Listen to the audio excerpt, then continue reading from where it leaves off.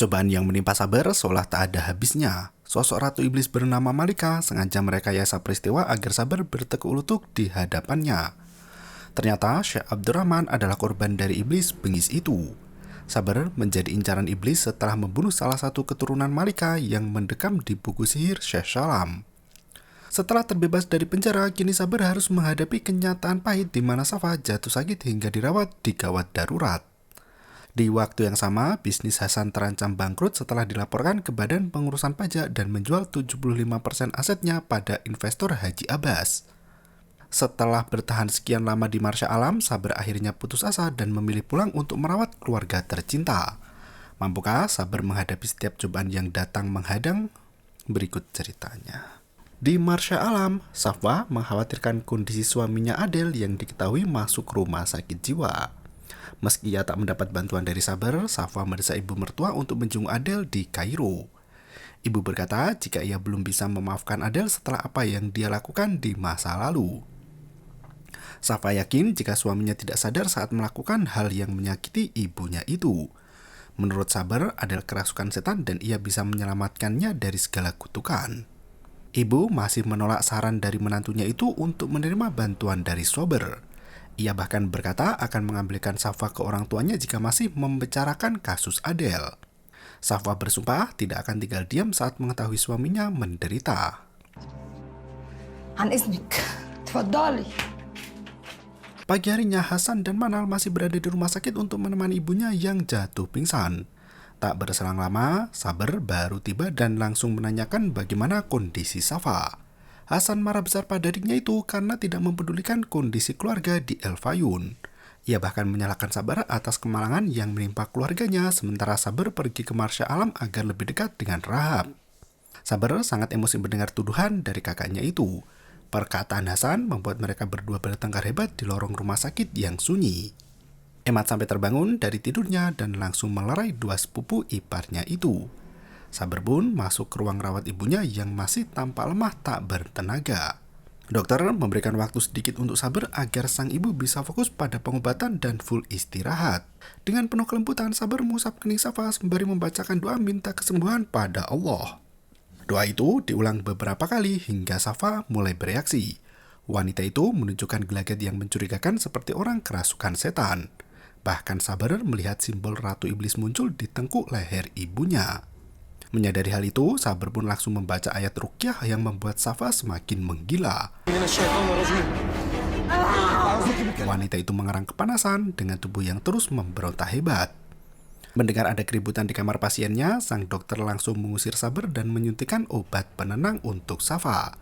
Sabar kini menyadari jika penyakit ibunya itu bukan penyakit medis. Di waktu yang sama, Hibah menjelaskan pada Hasan jika ia tak melukai Safa. Saat ia masuk ke dalam kamar, Safa membenturkan kepalanya sendiri ke tembok hingga penuh darah. Hibah sendiri tak tahu apa yang sebenarnya terjadi pada wanita itu. Hasan pun percaya pada Hibah dan tidak pernah berpikir buruk tentang Hibah.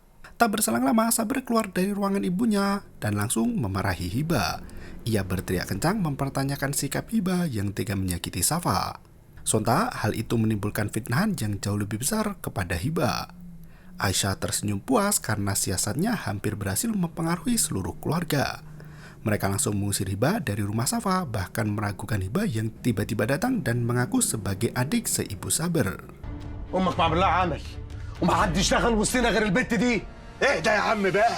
Untuk meredakan situasi, Emat membawa Sabar pergi dari tempat itu. Hibah hanya bisa duduk di samping kursi roda ibunya berharap selamat dari segala fitnah. Emat meminta Sabar untuk tenang karena Safa sudah ditangani oleh dokter terbaik di rumah sakit yang bagus. Sabar justru berkata jika dokter tak akan bisa menolong ibunya karena penyakit Safa datang dari alam iblis. Di tempat lain, Jamilah membujuk sang ayah untuk ikut menolong Sabar yang sedang tertimpa cobaan besar. Syekh Abdurrahman menegaskan bahwasanya manusia harus menghadapi setiap ujian kehidupan yang diberikan Allah sebagai bukti dari keimanan. Malam harinya, Vivi pulang ke rumah Safa diantar oleh Bibi Umaymah dan Paman Jamil. Umaymah mulai mengeluhkan sikap Sabar yang bepergian keluar kota hingga lupa untuk mengurus ibunya di rumah. Jamil pun berpikiran sama, di mana ia tak tahu apa yang diinginkan Sabar di Marsya Alam, padahal semua kebutuhan tercukupi di rumahnya sendiri, bahkan sanak saudara sikap membantu jika ada yang kesusahan. Pagi harinya, Jamila pergi ke Kairo untuk mengambil beberapa pekerjaan di sana. Bakir menemui Jamila seraya berkata jika sebagian tanah di Marsya Alam sudah dijual oleh perusahaan Munir. Rumor yang beredar mengatakan jika petinggi perusahaan takut dengan teror yang menimpa Munir hingga meninggal dunia. Konflik pembangunan resort Marsya Alam pun berhasil reda setelah perusahaan Munir melepas beberapa hektar tanahnya. Namun, Jamila masih tak mengerti ada rencana apa ke depannya.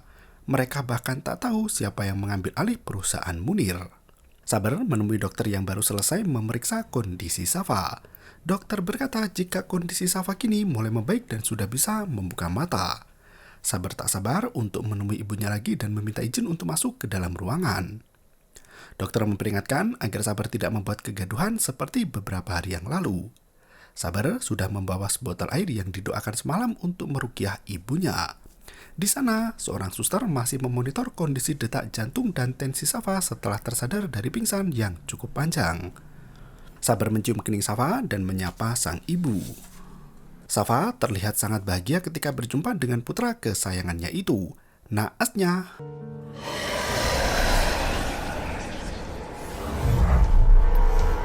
Malika merasuki tubuh sang suster dan muncul dalam wujud aslinya di depan Sabar. Ia adalah makhluk jahil yang menyebabkan Safa jatuh koma tanpa ada penyakit apapun. Safa dibuat tertidur lelap dalam kegelapan yang sangat dalam. Sabar langsung emosi dan bertanya apa yang diinginkan oleh Malika. Si Ratu Iblis menjawab jika urusan mereka berdua belum usai. Ia menebak isi otak Sabar yang terus-terusan menuduh Hiba sebagai pelaku yang menyihir ibunya. Malika menegaskan jika bukan Hiba pelakunya. Ia berusaha mengingatkan Sabar atas pekerjaan kotornya di masa lalu yang sering mengirimkan sihir untuk orang lain. Malika adalah iblis peliharaan Sabar yang paling kuat dan melaksanakan segala perintah dari dukun Sabar di masa lalu. Kini, Safa bukan terkena sihir dari manusia biasa seperti dukun Sabar, melainkan sang Ratu Iblis sendiri yang melayangkan sihir mematikan itu. Sabar berusaha mengelak dan berkata jika ia sudah bertobat dari perbuatan syirik di masa lalu. Kini ia tak ingin berurusan dengan hal-hal goib lagi. Malika tertawa mengingatkan masa lalu Sabar yang tetap jadi dukun meski sudah dilarang keras oleh Syekh Salam. Sabar datang pada bangsa jin dengan sukarela menyerahkan diri untuk bersekutu dengannya. Memulai perjanjian dengan setan adalah wewenang manusia, sementara jika manusia itu pergi dan mengabaikan seluruh perjanjiannya, maka setanlah yang berkuasa untuk memberi pembalasan. Sabar berusaha menyerang Malika dengan kekuatan imannya tiba-tiba. Sabar tak kuasa melihat Safa menjerit kesakitan. Ia memohon pada Malika untuk membiarkan ibunya tetap tenang seperti sedia kala.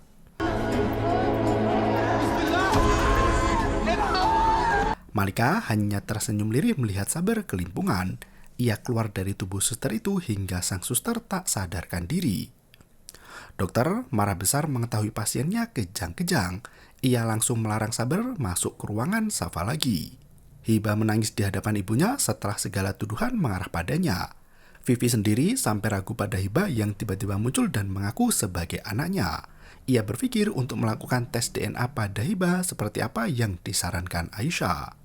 Sementara Sabar menunggu di depan ruangan, Jamila datang bersama Syekh Abdurrahman. Mereka bertemu di luar rumah sakit untuk memberi peringatan pada Sabar atas kekejaman Malika. Sabar semakin frustasi dan marah besar pada Syekh Abdurrahman yang membiarkan dirinya terjebak dalam masalah besar. Ia bahkan mengusir Syekh besar itu yang sudah melalui 10 jam perjalanan hanya untuk bertemu dengannya. Jamila tak enak hati pada sang ayah karena sudah memaksa untuk bertemu Sabar hingga berakhir dengan respon tak menyenangkan. Syekh Abdurrahman sama sekali tak sakit hati karena ia pernah berada di posisi Sabar. Ia berkata jika perkataannya kini tak akan didengar oleh Sabar, namun perkataan Jamila masih akan didengarnya. Sementara itu, Rahab masih sibuk dengan perusahaan Munir yang ternyata merupakan cabang dari perusahaan di London yang jauh lebih besar lagi. Ia meminta Mazen untuk mencari informasi sebanyak-banyaknya tentang perusahaan utama keluarga Munir dan harta Abu Khair. Mazen tidak memiliki informasi apapun tentang itu karena Munir merahasiakannya dari para karyawan. Namun ada satu email yang pernah dikirimkan Munir kepada induk perusahaannya itu. Malam harinya, Aisyah masih terus menuduh Hibah sebagai wanita penyihir yang hendak menyakiti keluarganya. Untungnya, Sabar segera pulang dan langsung meluruskan semuanya. Ia berkata jika Hibah benar-benar adiknya dan bukan Hibah pelaku sihir itu. Di tempat lain, Hasan menangis di samping ranjang Safa menceritakan semua kemalangan yang menimpa bisnisnya itu. Manal sampai iba melihat suaminya menangis sendirian di sana. Vivi meminta bicara berdua dengan Sabar. Ia mendesak Sabar untuk melakukan tes DNA pada Hibah agar tidak terjadi fitnahan lainnya lagi. Karena Vivi sangat memaksa, Sabar sampai heran ada hal apa yang disembunyikan ibunya itu. Vivi menegaskan dengan adanya hasil tes DNA itu, orang lain tidak akan bisa menfitnah Hibah lagi dengan tuduhan keji. Di tempat lain, Manal menelpon Rahab untuk curhat tentang Hasan yang menangis di rumah sakit. Ia tak tega melihat suaminya itu bersedih hati setelah Safa jatuh sakit. Rahab justru mempengaruhi Manal untuk mengambil alih bisnis toko Galib. Ia berusaha untuk mengambil kembali toko ayah Galib yang sudah dipasrahkan pada Hasan. Bahkan Rahab memaksa agar Hasan menandatangani surat perjanjian bahwasanya toko Galib tetap milik Rahab dan Manal. Tampaknya Rahab sudah tahu jika Munir memberikan semua aset perusahaan pada istri pertama dan anak-anak mereka. Ia tak punya kesempatan lagi untuk mengambil harta sang mantan suami. Rahab bersikeras untuk menguasai harta warisan sang ayah daripada toko Galib raib di tangan Hasan. Siang harinya, Sabar menemani Hasan di rumah sakit sembari menunggu kondisi ibunya membaik. Saat Sabar pergi untuk mencari dokter, Haji Abbas datang ke rumah sakit dan langsung menghampiri Hasan. Ternyata ia baru saja pergi ke toko Galib dan mendapat informasi tentang keberadaan Hasan di sana. Haji Abbas bertanya penyakit apa yang menyerang Safa. Hasan menegaskan jika dokter belum bisa memberikan keterangan terkait hasil diagnosa. Haji Abbas langsung menduga jika penyakit Safa bukan berkaitan dengan hal medis melainkan diguna-guna. Ia langsung mempengaruhi Hasan untuk mengambil sikap dan memanggil Hasan sebagai syekh karena keturunan dari Syekh Salam. Ia berusaha membujuk Hasan untuk menggunakan ilmu sihir Galib agar Safa kembali sehat. Di tempat lain, dokter menjelaskan pada Sabar jika Safa merespon obat-obatan yang diberikan dengan sangat lambat. Mereka belum bisa memastikan penyakit apa yang diderita Safa karena tidak pernah mendapat kasus serupa sebelumnya. Namun, sang dokter berjanji untuk segera memberitahu pihak keluarga setelah hasil diagnosanya mencapai kesimpulan.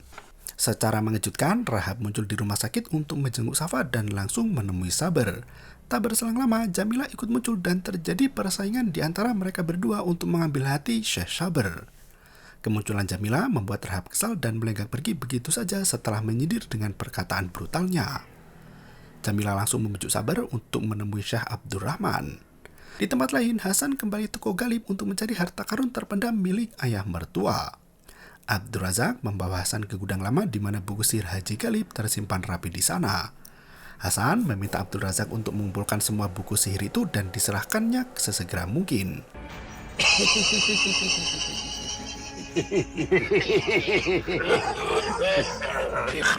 Malam harinya, Sabar membaca Al-Quran tepat di samping ranjang ibunya.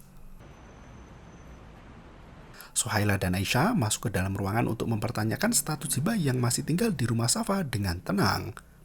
Sabar langsung marah dan membentak Aisyah yang tega menuduh Hibah dengan berbagai tuduhan tak berdasar. Suhaila justru mendukung Aisyah dan berkata semenjak kedatangan Hibah, hidup mereka diderita banyak masalah seperti direkayasa oleh seseorang. Sabar langsung mengusir dua saudarinya itu karena Safa masih tidur. Ia sendiri tak mau memperdebatkan hal yang tak penting yang justru makin memperkeruh keadaan. Malam harinya, Abdul Razak menyerahkan semua buku pesanan Hasan dan berkata untuk mempelajari ilmu sihir Hasan membutuhkan seorang guru. Semua buku itu tidak bisa dipelajari dan dipraktekkan secara otodidak karena Hasan bisa menjadi gila jika salah pemahaman. Saat mereka membicarakan hal itu, tiba-tiba Rahab masuk ke dalam ruangan dan langsung menceramai Hasan. Ia tak terima karena beberapa persen toko sudah dijual ke pihak lain tanpa persetujuan darinya. Hasan berusaha untuk membela diri dengan berbagai alasan termasuk krisis ekonomi yang melanda negara. Rahab meminta Hasan untuk mengembalikan toko sang ayah padanya sebagai ahli waris sesungguhnya. Ia sampai mengancam hendak memenjarakan Hasan jika tidak membeli kembali toko itu sepenuhnya. Rahab melenggang pergi ke rumah Manal untuk menceritakan semua tentang Hasan yang menjual sebagian aset toko ayahnya. Manal semakin sedih karena belum bisa memberi keturunan. Ia sampai merendahkan dirinya sendiri, berkata jika ia tak seperti wanita normal lainnya. Rahab langsung menguatkan Manal dan berjanji akan selalu berada di sampingnya. Sementara itu, Saber yang baru pulang ke rumah bercengkrama dengan Vivi untuk mulai melakukan tes DNA terhadap Hiba. Saber mengetuk kamar adiknya, namun tak ada satu orang pun yang menjawab. Ia terpaksa membuka pintu secara paksa yang ternyata lemari Hiba sudah kosong. Tampaknya Hiba pergi dari rumah itu karena tak kuat dengan fitnahan yang dilayangkan kepadanya. Saber berusaha menelpon adiknya itu, namun nomor ponsel Hiba tidak aktif. Sohaila justru berkata jika Hiba benar-benar bersalah dan memilih pergi agar tidak terkena imbasnya. Vivi sangat sedih dan memohon pada Saber untuk mencari keberadaan Hiba. Saber melenggang pergi sembari menghubungi Hasan untuk meminta bantuan. Mendengar Hiba kabur dari rumah, Hasan langsung terkejut bukan kepalang. Hasan sendiri mengaku tak tahu di mana Hiba berada. Sedari pagi, ia bekerja di toko Galib dan tidak bertemu Hiba sama sekali. Manal ikut prihatin mendengar kabar tentang Hiba yang kabur dari rumah Safa. Tak berselang lama, Saber kembali pulang tanpa membawa Hiba di sampingnya. Vivi hanya bisa menangis memikirkan nasib putrinya yang malang. Sohaila berkata jika Hiba mungkin kembali ke kampung ayah kandungnya. Ia mendapat telepon dari dosennya, Dr. Hamdi, dan melenggang pergi. Saber berusaha untuk menenangkan hati Vivi sembari berkata jika Hiba pasti kembali. Sebelum tidur, Manal meminta maaf pada Hasan karena sudah menyusahkan diri dengan memikirkan anak. Ia kini pasrah pada kehendak Allah dan menyerahkan rezeki anak itu sesuai waktu yang diberikan Allah. Hasan sangat senang mendengar istrinya tidak sedih lagi. Ia sampai meminta Manal untuk mengulang perkataannya itu agar bisa direkam saat Manal bersedih. Pagi harinya, Emad menemui Saber di rumah sakit untuk memberikan dukungan mental. Abu Khair ikut datang bersama Emad untuk memberi solusi. Ia menawarkan rumah sakit lain yang jauh lebih bagus agar Safa bisa segera pulih dari penyakitnya itu. Saber menolak tawaran Abu Khair dan meminta bantuan yang lain tidak masuk akal. Ia meminta Abu Khair untuk membawanya kepada seorang yang bekerja dengan jin. Ia membutuhkan bantuan syekh lain yang jauh lebih berpengalaman dari dirinya untuk menuntaskan kasus yang menjerat Safa. Emad langsung berkata jika ia memiliki kenalan yang merupakan syekh ternama dan tersohor kehebatannya. Sebelum berangkat ke tempat syekh itu, Saber mendapat telepon dari Paman Jamil yang memberi kabar mengejutkan. Ia lari pergi dan meninggalkan Emad serta Abu Khair begitu saja. Di waktu yang sama, Sohaila menemui dosennya di kampus untuk membicarakan soal akademik. Dr. Hamdi berusaha untuk mendekati Sohaila secara personal hingga membuat mahasiswi cantik itu tersipu malu dan melenggang pergi. Di tempat lain, Sabar sudah berada di tanah tandus bekas kebakaran. Ternyata Paman Jamil mengabarkan jika ladang sawah Sabar hangus dan habis semua terbakar api. Paman Jamil tak bisa berkata apa-apa melihat semua tanah hitam bekas kebakaran yang entah dari mana asalnya. Jamila muncul di tengah ladang setelah melihat Sabar berdiri di sana. Ia berkata jika Syekh Abdurrahman bisa membantu Sabar untuk mengatasi semua itu. Ia membujuk Sabar untuk menemui ayahnya sebelum kembali ke Marsya Alam. Nasnya, Sabar masih menolak dan berkata jika ia akan mencari syekh lain yang lebih hebat darinya agar permasalahan hidupnya segera usai. Sebelum itu, Sabar hendak mencari keberadaan Hiba agar ibunya bisa tenang di rumah. Jamila membatalkan rencana pulang ke Marsya Alam dan memilih untuk menemani Sabar. Di tempat lain, Hasan bersama Abdul Razak hendak memperhatikan ilmu sihir yang tertulis di buku Haji Galib. Tanpa mereka sadari, Bahasa mendengar semua pembicaraan itu dari balik pintu. Hasan berkata jika mereka harus mencari seorang anak kecil untuk dijadikan bahan percobaan sihir dan membayarnya dengan uang tutup mulut. Malam itu, Sabar dan Jamila sibuk mencari Hiba namun belum ketemu juga. Jamila berkata jika ia kenal dengan orang pintar bernama Dr. Zuhair yang senang mempelajari metafisika serta alam jin. Dulu, Syekh Abdurrahman berteman baik dengan Dr. Zuhair. Karena hari sudah sangat malam, Sabar membawa Jamila untuk menginap di rumahnya dan menemui Dr. Zuhair esok hari. Manal meminta Abdul Razak untuk melaporkan semua keuangan toko Galib setelah sebelumnya kecolongan dijual sebagian asetnya pada orang lain. Abdul Razak pun memberikan informasi jika Haji Abbas adalah pemegang aset toko Galib yang sedang dekat dengan Hasan. Manal meminta Abdul Razak untuk melaporkan semua operasional toko itu. Ia tak mau bisnis ayahnya itu raib seketika. Setelah Abdul Razak pergi, Manal menelpon Basem untuk memberikan laporan padanya saat itu juga. Sabar membawa Jamila ke rumah dan mengenalkannya pada Hasan. Hari berikutnya, Emad membawa Sabar kepada syekh ternama yang ia kenal. Sabar menceritakan tentang simbol iblis yang mirip seperti susunan lilin. Pria itu membuka sebuah kitab kuno dan menunjukkan simbol yang mirip seperti penjelasan Sabar. Ia berkata jika Saber hanya memiliki dua solusi. Yang pertama, kutukan itu akan berhenti setelah Saber mati, dan solusi kedua adalah untuk menyerahkan diri Saber kepada mereka dan tunduk atas segala perintah sang Ratu Iblis. حسبي الله ونعم الوكيل. Dan film pun bersambung.